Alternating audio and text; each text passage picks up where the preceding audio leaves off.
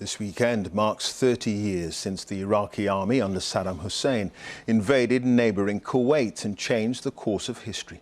Our World Affairs editor, John Simpson, has reported on the two Gulf Wars and upheaval across the Middle East and the rest of the world that followed, and in this special report reflects on the reverberations still being felt today. The day he invaded Kuwait, Saddam Hussein helped to shape our modern world.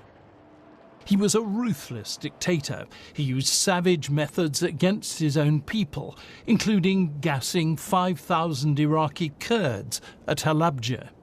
The bodies which litter this town were those of people who ran out of their houses to try to escape the gas. By 1990, Iraq was bankrupt. Saddam appealed to neighbouring Kuwait for financial help, but they turned him down insultingly. In a fury, he ordered his generals to invade.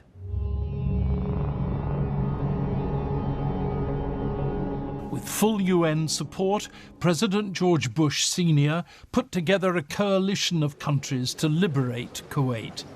Iraq will not be permitted to annex Kuwait. And that's not a threat, it's not a boast, it's just the way it's going to be. The coalition took only 100 hours to destroy the Iraqi forces in Kuwait. At the moment, we're waiting for the American bombers to come. All the firing that's going on, and there's a great deal of it, is just pretty wildly up in the air. But they stopped short of invading Iraq itself.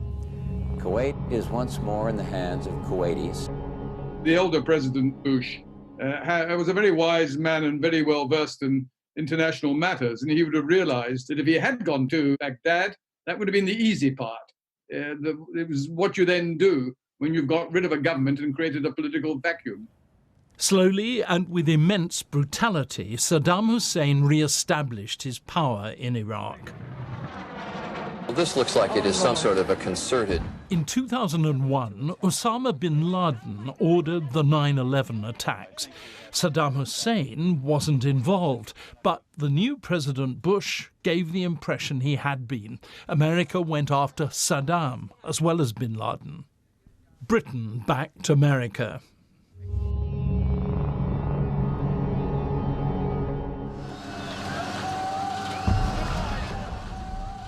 Saddam was quickly overthrown, but there were no weapons of mass destruction.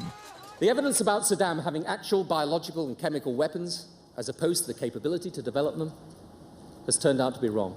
I'm not looking for justification. We thought he was dangerous to the United States. That was the reason for doing it.